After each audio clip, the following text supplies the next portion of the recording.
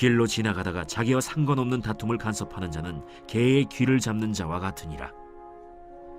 횃불을 던지며 화살을 쏘아서 사람을 죽이는 미친 사람이 있나니 자기의 이웃을 속이고 말하기를 내가 희롱하였노라 하는 자도 그러하니라. 나무가 다하면 불이 꺼지고 말쟁이가 없어지면 다툼이 쉬느니라. 숯불 위에 숯을 더하는 것과 타는 불에 나무를 더하는 것 같이 다툼을 좋아하는 자는 시비를 일으키느니라. 남의 말하기를 좋아하는 자의 말은 별식과 같아서 뱃속 깊은 데로 내려가느니라. 온유한 입술의 악한 마음은 낮은 은을 입힌 톡이니라. 원수는 입술로는 꾸미고 속으로는 속임을 품나니 그 말이 좋을지라도 믿지 말 것은 그 마음에 7가지 가증한 것이 있음이니라. 속임으로 그 미움을 감출지라도 그의 악이 회중 앞에 드러나리라. 함정을 파는 자는 그것에 빠질 것이요 돌을 굴리는 자는 도리어 그것에 치이리라. 거짓말하는 자는 자기가 해한 자를 미워하고 아첨하는 입은 패망을 일으키느니라. 여러분 반갑습니다. 오늘 귀트로 여는 기막힌 하루입니다. 본 말씀 잠언 26장 17절부터 28절의 말씀입니다. 제가 어느 책에 나온 글을 보게 되었습니다. 이 글은 사람에게 말로 받은 상처에 대해서 이렇게 표현합니다. 개에 물린 상처보다, 불에 댄 상처보다, 물에 빠진 상처보다 말에 다친 상처가 더 아프다. 그리고 이 글의 결론은 이렇게 맺습니다. 말조심. 여러분, 오늘 성경은 우리가 말조심해야 된다는 것을 가르쳐주고 있습니다. 특히 어떤 말을 하지 말아야 하는지, 어떤 말에는 입을 다물어야 할지에 대해서 가르쳐줍니다. 자, 우리가 입을 다물고 하지 말아야 될 말은 어떤 말입니까? 첫째로 다투는 입을 다물어야 합니다. 자, 오늘 17절, 18절의 말씀에 길로 지나가다가 자기와 상관없는 다툼을 간섭하는 자는 개의 귀를 잡는 자와 같으니라. 횃불을 던지며 화살을 쏘아서 사람을 죽이는 미친 사람이 있나니 그랬습니다. 자, 어떤 사람은 입만 열었다 하면 다른 사람과 논쟁하고 다툼을 일으키는 사람이 있습니다. 이렇게 말로 사람과 논쟁하고 다투는 사람을 향해서 오늘 성경은 미친 사람이라고 너무나 극단적인 표현을 쓰고 있습니다. 여러분, 그러나 이것이 조금도 과장의 언어가 아닙니다. 지금 이 세상을 보면 분노 조절이 안 되는 사람들이 너무 많습니다. 분노 조절이 안 되는 것을 장애라고 합니다. 왜 그렇겠습니까? 그것은 정신적인 문제이기 때문입니다. 그런데 그 분노가 조절되지 않기 때문에 연쇄적으로 일어나는 일이 바로 언어 조절 장애입니다. 분노 조절이 안 되면 해야 할 말과 하지 말아야 될 말이 조절이 안 됩니다. 그것이 바로 다투는 말로 표현이 되는 것입니다. 예전에도 그랬지만 지금의 현실에서 교회의 가장 중요한 사명이 바로 가정중수 사역입니다.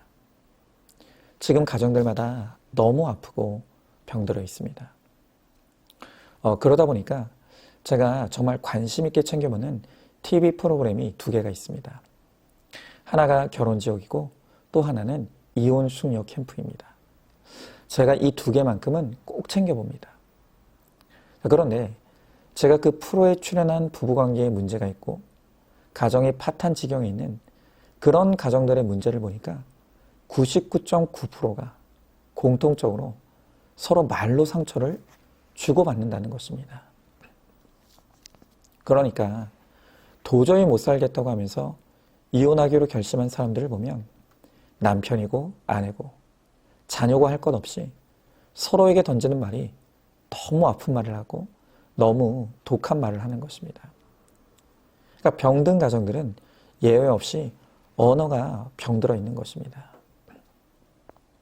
그래서 저는 그 프로그램을 유심히 보는 이유 중에 하나가 이런 가정의 전문가들이 어떤 진단과 처방을 하는지를 제가 관심 있게 봅니다. 자, 그런데 왜 이렇게 가정에서 서로에게 하는 말이 아픈 말, 무정한 말, 독한 말을 쏟아낼까? 그 이유들을 파고 들어가 보면 결국 늘 밝혀지는 한 가지 사실은 무엇인가 하면 그들도 그들의 부모로부터 가정 안에서 독한 말, 아픈 말을 들으며 살았다는 것이 드러나는 것입니다. 그들이 자라면서 가정에서 들었던 언어는 따뜻하고 사랑 많은 격려와 축복의 언어가 아니었습니다. 늘 욕설과 비난, 고성과 책망의 언어들을 들으며 자라온 것입니다. 그러다 보니까 내가 듣고 배운 언어가 그대로 결혼한 배우자에게 그리고 자녀에게 나가는 것입니다. 여러분, 그렇기 때문에 지금 우리의 가정을 회복하기 위해서 우리가 절실히 필요한 것이 바로 언어 교육입니다. 그 프로그램을 보면 전문가들이 한결같이 처방하는 것이 서로에게 부르는 호칭부터 바꾸라는 것입니다. 여러분, 문제 부부들은요, 예외가 없습니다. 서로에 대한 호칭이 전부 다 야, 너, 이 X, 저 X. 서로를 비하하는 그런 호칭을 씁니다. 그래서 호칭부터 여보 혹은 자기야, 이렇게 서로를 존중하는 호칭으로 바꿔야 한다는 것입니다. 그리고 많은 사람들이 내 가족임에도 불구하고 사랑해라는 말조차도 제대로 못합니다. 그런데 왜 그렇다고 했습니까? 내가 그런 언어를 못 듣고 자랐기 때문입니다. 여러분, 그렇기 때문에 그런 사람일수록 언어 교육이 절실합니다. 훈련을 받아야 합니다. 공감의 언어를 말하는 법, 위로의 언어를 말하는 법, 다시 다 배워야 하는 것입니다. 여러분, 가정의 회복은 언어의 회복에 달렸다는 것을 우리가 반드시 알아야 합니다. 이제까지 우리가 가정 안에서 서로에게 아프고 독한 말들을 해왔다면 회개해야 합니다. 이제 입 다물어야 합니다. 그리고 말씀과 공동체를 통해 언어 훈련을 받아서 가정에서 거룩한 언어를 구사할 때 그 언어를 통해 우리 가정이 회복되고 구원받게 될 줄로 믿습니다. 자, 한번 질문해 봅니다. 나는 어릴 적 부모와 형제로부터 어떤 언어를 들으며 자랐습니까? 그 언어가 내면화되어 내 입에서도 나오고 있지 않습니까? 가정에서 내 배우자, 자녀에게 어떤 호칭을 쓰고 있습니까? 내가 쓰지 말고 버려야 될 언어는 무엇이고, 또 훈련받고 교육받아 구사해야 될 언어는 어떤 것입니까? 자, 두 번째로 남을 험담하는 입을 다물어야 합니다. 자, 오늘 22절의 말씀에 남의 말을 하기를 좋아하는 자의 말은 별식과 같아서 뱃속 깊은 데로 내려가느니라 그랬습니다. 여러분, 지금 방금 읽은 말씀에서 남의 말 하기를 좋아하는 자의 말은 별식 같다고 했는데 이 말의 뜻이 무엇이냐면 남을 험담하는 말은 맛있다, 이 뜻입니다. 여러분, 정말 공감이 가지 않습니까? 우리가 비슷한 말이 있는데요. 사람과 오징어는 씹어야 맛이 있다 라고 말하지 않습니까? 그래서 하여튼 우리가 335 모였다면 꼭 그 자리에 없는 어떤 사람을 가지고 서로 막 험담하며 뒷담화로 씹어대는 것입니다. 여러분, 그렇게 다른 사람을 뒷담화하고 험담하면 시간 가는 줄도 모릅니다. 여러분, 그런데 실제로요, 어떤 연구팀에서 타인과의 대화를 뒷담화, 그리고 친밀한 대화, 일반 대화로 나누어서 비교해 보았다고 합니다. 그랬더니 사람들이 다른 사람을 뒷담할 때 행복 호르몬으로 알려진 도파민이 증가했다는 것입니다. 여러분, 이렇게 우리는 남을 험담하고 뒷담하는 것에서 희열과 재미를 느낍니다. 도대체 왜 그러는 걸까요? 간단합니다. 우리가 죄인이기 때문입니다. 우리의 죄성의 결과입니다. 여러분, 우리의 내면에는 다른 사람과 나를 끊임없이 비교하면서 남이 나보다 잘 되는 꼴을 못 보는 악함이 있습니다. 그러다 보니까 우리는 나보다 못한 사람은 무시하고 나보다 나은 것 같은 사람은 애써 깎아내리려고 하는 것이죠. 바로 그것이 언어로 표현되는 것이 뒷담화이고 험담입니다. 여러분, 그러므로 무슨 이유가 되었든 다른 사람을 험담하고 뒷담화하는 것은 내 안에 시기, 질투, 교만의 열매라는 것을 깨달아야 합니다. 그리고 우리가 정말 회개함으로 맺어야 될 새로운 거룩한 언어는 바로 축복의 언어입니다. 성경은 우리에게 다른 사람을 향해 축복의 언어를 써야 한다고 명령하십니다. 심지어 원수에게조차도 축복의 언어를 쓰라는 것입니다. 예수님은 누가복음 6장 27절 28절에서 이렇게 말씀하십니다. 내 말을 듣는 너희에게 이르노니 원수를 사랑하며 너희를 미워하는 자에게 선을 베풀고 너희를 저주하는 자를 축복하며 너희를 모욕하는 자를 위하여 기도하라. 여러분, 주님께서 저주하는 자조차도 축복해야 한다고 하십니다. 왜냐하면 저주는 사탄의 언어이고 축복은 하나님의 언어이기 때문입니다. 그렇기 때문에 하나님은 우리가 하나님의 뜻대로 축복하는 자를 축복하시는 것입니다.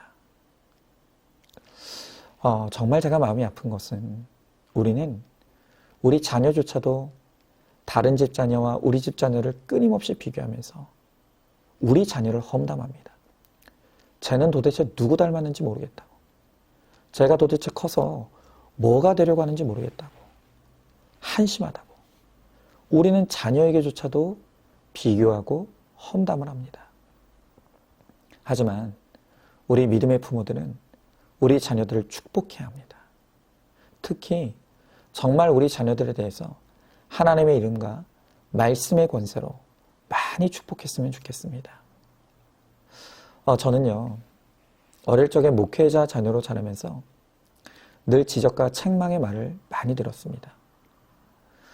제가 지금도 잊지 못하는 일이 하나가 있습니다. 한 번은 중학교 때 학교에서 어떤 놀이가 있었는데요. 교과서 위에 동전을 올려놓고 그걸 손바닥으로 쳐서 뒤집어지면 그 동전을 따는 그런 놀이가 유행한 적이 있습니다. 사실 좋은 놀이가 아닙니다. 그런데 저도 친구들과 그 놀이를 했습니다. 그런데 갑자기 선생님이 들어오셔서 함께 그 놀이를 했던 친구들과 매를 맞게 되었습니다. 그런데 그 선생님께서 반 아이들이 다 있는 앞에서 저에게 너는 아버지가 목사라고 하면서 무슨 이런 놀이를 하면 되겠냐고. 그러면서 저를 아주 호되게 때리셨습니다. 저는 이렇게 목사 아들이라는 수식어와 함께 주로 책망과 지적의 언어를 많이 들었습니다. 그러다 보니까 자연스럽게 저는 늘 다른 사람의 눈치를 보고 주눅이 들어 있었습니다. 그런데 여러분 아시지 않습니까? 사람은 그렇게 다그치고 책망하고 잔소리한다고 해서 그 고쳐지는 존재가 아닙니다.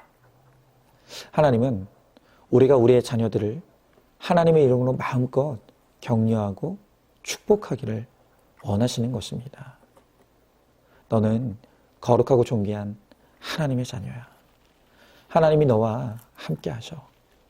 하나님은 너에 대한 계획이 있으시다. 하나님이 너를 귀하게 써주실 것이다.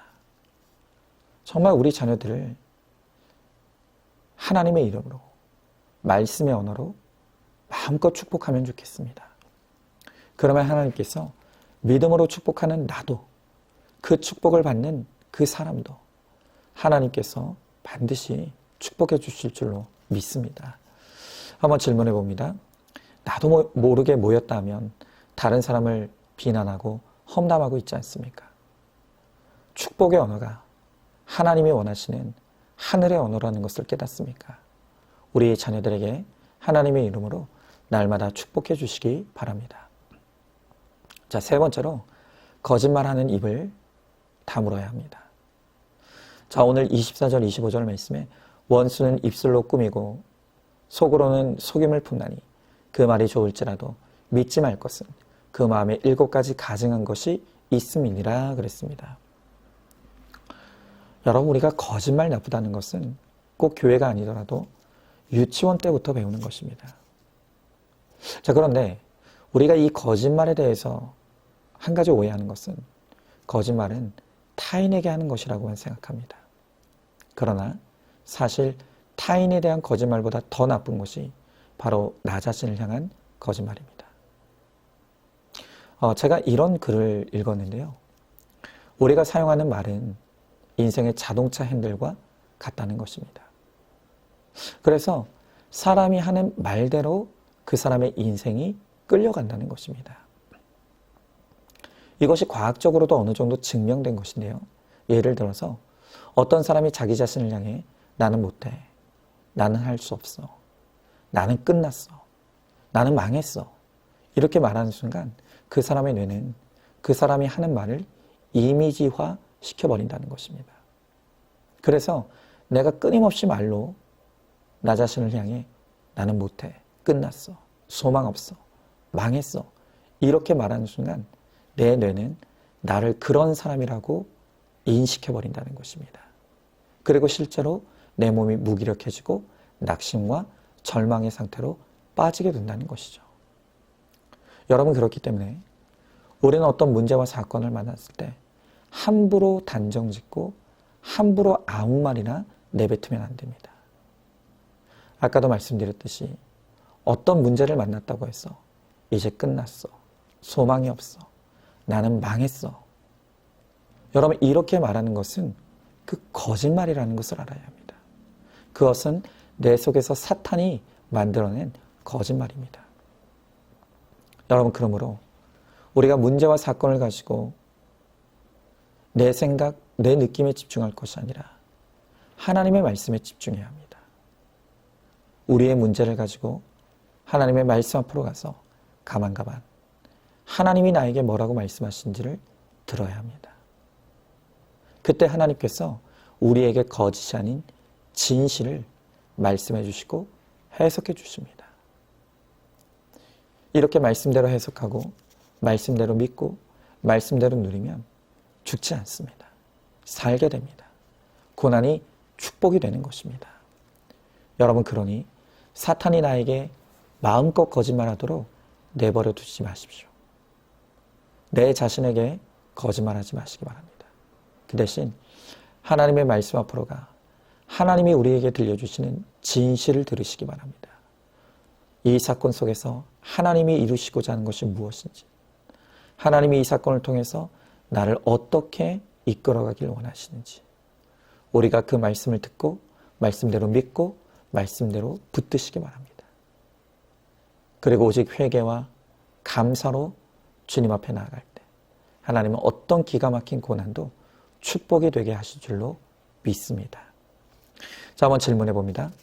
지금 어떤 문제와 사건을 만났습니까? 그 문제와 사건 가운데 나는 나에게 뭐라고 말하고 있습니까? 나 자신에게 쏟고 있는 부정적이고 절망적인 언어는 사단의 거짓말이라는 것을 깨닫습니까? 문제와 사건을 가지고 말씀 앞으로 가면 하나님께서 가장 진실한 해석의 말씀을 주실 것을 믿습니까? 말씀대로 믿고 살고 누림으로 고난이 축복이 되기를 힘쓰시기 바랍니다. 자, 오늘도 6월 18일 보석상자입니다. 복음은 미리 맞는 예방주사입니다. 결혼, 취업, 입학을 하는 자녀에게 네가 앞으로 싸워 이겨야 할 곳이 이렇게 많다고 가르쳐 주어야 합니다. 무조건 잘해줄 거야. 잘해주지 않으면 이혼해. 그런 직장은 다녀서 뭐해? 이러면 믿음으로 취할 것이 하나도 없습니다. 아멘. 우리 함께 기도하겠습니다. 주님, 오늘 주님께서 우리들에게 악한 입을 다물라고 말씀하십니다. 그리고 이제는 거룩한 입술을 벌려 하나님의 언어를 구사하라고 말씀하십니다. 우리 안에 너무나 악한 말들이 많습니다. 다투는 말을 합니다. 험담하는 말을 합니다. 또 거짓말하는 말을 합니다. 하나님, 이제는 정말로 우리가 우리 입술의 악한 말들을 다 다물게 하시고 이제는 우리가 주님의 이름으로 감사하고 축복하며 또한 하나님의 말씀으로 나 자신에게 진실한 언어를 구사함으로 말미암아 우리의 입술의 말을 통해 주님이 역사하시고 주님이 축복하시며 주님이 함께 하시는 하나님, 그러한 은혜가 임할 수 있도록 우리 가운데 함께하여 주시옵소서. 믿사오며 사랑이 많으신 우리 예수님 이름 받들어 기도드리옵나이다. 아멘. 오늘도 큐티로 기막힌 하루를 살아내는 하늘가족 공동체 우리 모든 성도님 되시기를 주님의 이름으로 축복합니다.